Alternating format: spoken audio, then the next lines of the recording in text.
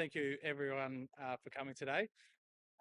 As a club, we could not be more excited for the commencement of the NBL 23-24 season. The new look coaching staff and new look playing roster with make salt NBL championship. Here at the Phoenix, we're unashamedly the people's club, and the work we do in the community in the mental health space is something that cuts right to the core of the club. And that aligns beautifully with today's announcement, which is that as of today, announcing Trent Cotchin as the club's #1 ticket holder for the 23-24 season. So, thank you. Trent. Thank you very much. So good words. There you go. Sure. No. So from here, I guess we'll just go into questions. Right, Az? Trent, what's your basketball background? If you saw me shoot, it's not a real strength of mine, but I think once footy finishes, the basketball season is where it's at. The summer is an amazing time to get out there. The energy, from what I've seen, I can't wait to take my kids along and be a part of a growing community. And down there at John Cain Arena, it's going to be an exciting place to spend our weekends. Part of the role that we've been sort of jumping into training sessions every now and then, doing some leadership stuff, like watching on that sort of thing. Is that sort of the role? Yeah, definitely. The finer details of the leadership stuff is to be worked through, but definitely something that I'm really passionate about, and I think the club is really excited about is spending a bit more time with players and coaches and through the leadership element. Training with them. You don't want to see me on a basketball court. I'd give my all on defense, but I'm sure the boys, they've obviously got a fair bit of height on me as well, which isn't a strength of mine.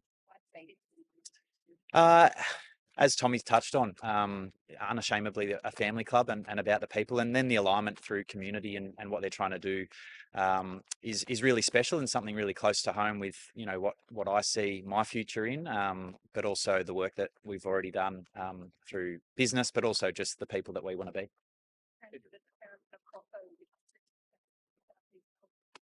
Yeah. It is a strong alignment there, and we're really excited about getting the Richmond fans to jump on board the Phoenix. Obviously, these guys love playing in front of big crowds, and that one thing that I've been really lucky to do in my AFL career is play in front of an amazing and really passionate supporter base. And why not have some of those Richmond fans join the Phoenix team and jump on board and cheer nice and loudly of the weekend? Did you always see yourself sort of maintaining some sort of foot in professional sport? Yeah, I love sport. I think the thing that I craved most as a professional athlete is the competition and the competitive and going up against the best. And the NBL is something that I've watched from afar, and I'm really, really looking forward to being more closely involved. I think the same kind of mindsets and skill sets are required across all sports, and that also transitions into business and life as well. So definitely something I'm passionate about and looking forward to doing more of.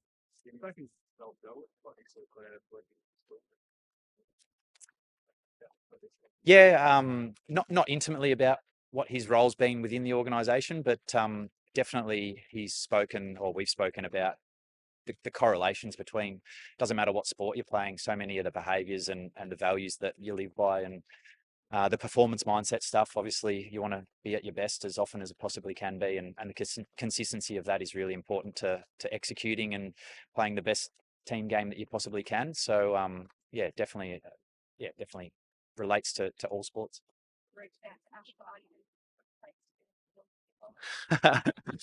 No, I haven't yet. She's very busy with her little boy Hayden, but definitely might even try and get her along to a game and cheer on Phoenix. Are you missing the footy this early? I am, but I think my body's appreciating not being out there and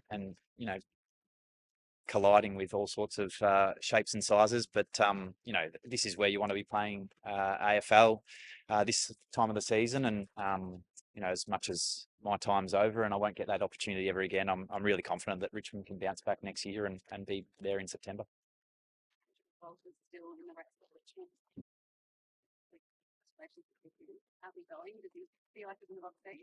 Yeah, look, I've caught up with Minnie last week. You know, it's a really funny position to be in, to be involved in the footy club for so long and kind of sit there and not know where you stand right now. But I know that from an attributes point of view, he's got everything that's required to be a brilliant senior coach. I know that his ideas and plans, if he was to be the successful candidate, are really exciting for the club. But I'm sure the club are doing everything that they can to select the right person for the role and how to take the club forward.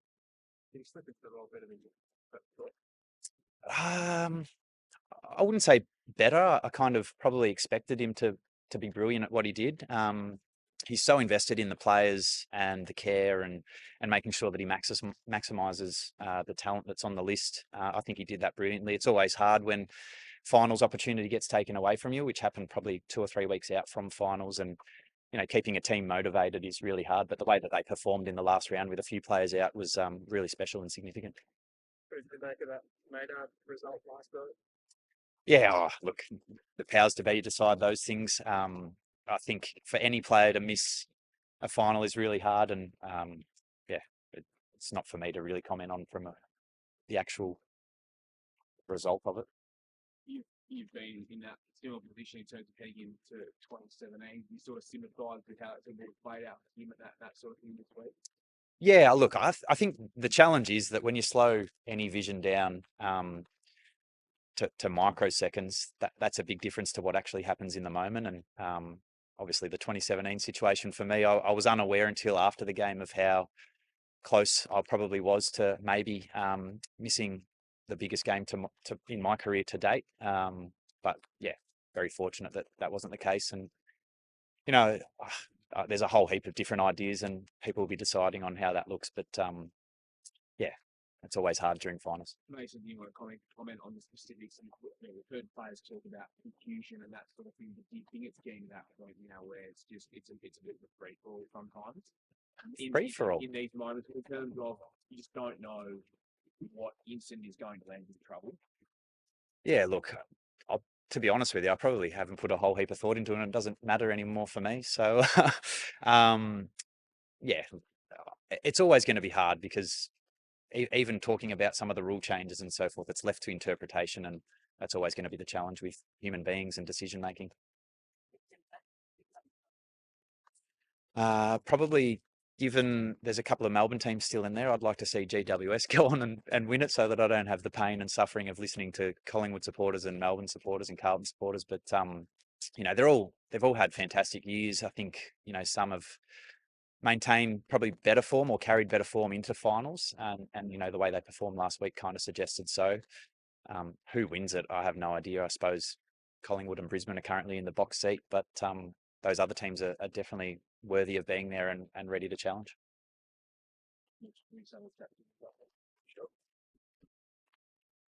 Like what is it like to have someone like Trent, the number one ticket holder, and having, I guess, an outside perspective around the group? I mean, anytime you have someone of Trent's stature, in not just the game of AFL, but in basketball now as well, it brings a certain level of viewership just to the club, but to every game night, to every event we do, every function we have, we know that we have the support of someone like Trent, the backing of, part and parcel, one of the greatest clubs in AFL in Richmond. We'd love to see a lot of Richmond fans there turn into Phoenix supporters, but I think it gives us an opportunity and an even bigger base now to kind of grow into. I think basketball's emerging as one of the largest sports in Australia and growing, especially in the Southeast, and that's what we're really proud of. So to have someone like Trent on board, hopefully that just paves the way for other people in Trent's position, not just with Phoenix, but other clubs in different sports as well, all around Australia and the world, to have these kind of similar relationships be formed. How do you see the Phoenix shaping up this year? It's good. I mean, anytime, you get to this part of the season, no one's played any games, no one's won, no one's lost. Everyone's pretty healthy and everyone looks like they're going to be all championship contenders. But until you really kind of play a few preseason games, we obviously go away to the Gold Coast this weekend, play some games against some teams and get to see where we're at. I like the look of our group. I think Mike Kelly is our new head coach, and we have assistant coaches, new staff, new players. Substituting a new input in, within 48 hours notice is always going to throw a spanner in the works. But I think we have the potential to be a very, very good team. It comes down to doing the little things consistently, daily, without reaping the reward right now. It'll serve us better at the end of the year.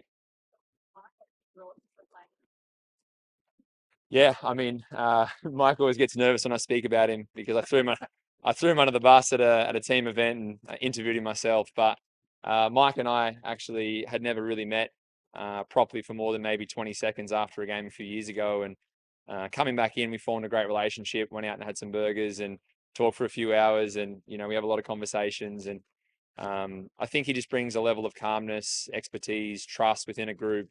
He's a players coach that understands the players, their roles, and communicates that, very efficiently and effectively every day. It puts us in a position as players to go out and play.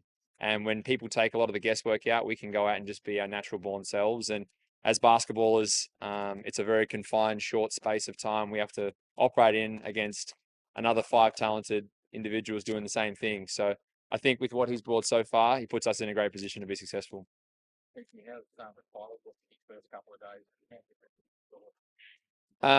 He's a little more athletic than Sauce. I think if we did a vertical test, he might just edge him out a little bit. But very different players. Sauce is obviously great around the basket, extremely dominant with his size, his physicality. But I think Cooks can be much the same.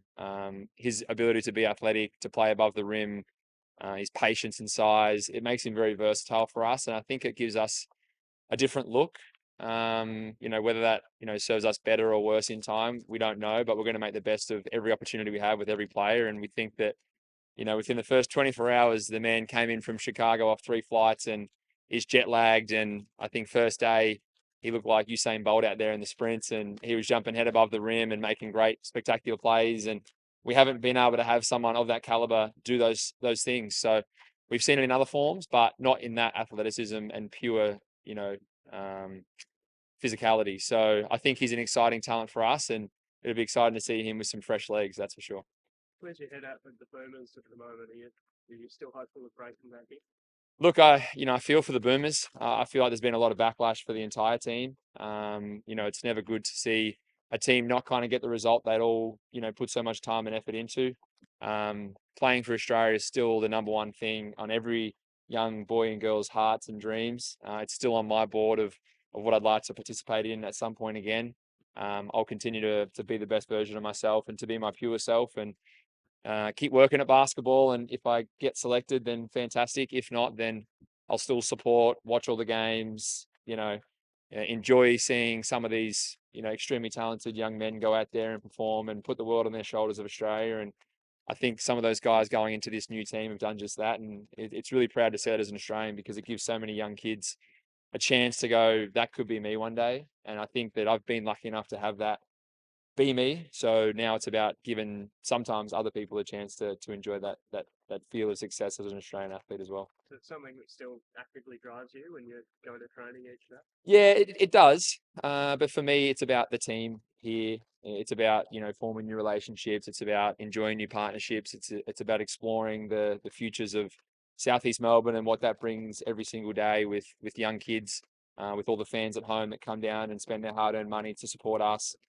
So yeah, it's a part of it, but at the same time, I've got more important things to worry about 24/7 than am I going to be picked for a team that's 12 months away or 18 months away or 7 months away. I got to focus on today and what this team needs of me and what these coaches and staff members as a club, need from me to be the best organisation we can be. Who are the other teams to look out for at the Six? I mean, there's so many great teams. I think Tassie have done a great job of bringing in some great players, played with some of those guys. And, I think the powerhouse teams are still going to be there every single year. I don't think you can look through any of the teams now and say that that's going to be a game we can kind of take a breath in. I think any game you can go down by 20 or go up by 20, depending on how you or that team plays. So once the ball rolls out there, it's going to be who shapes up and plays 100%.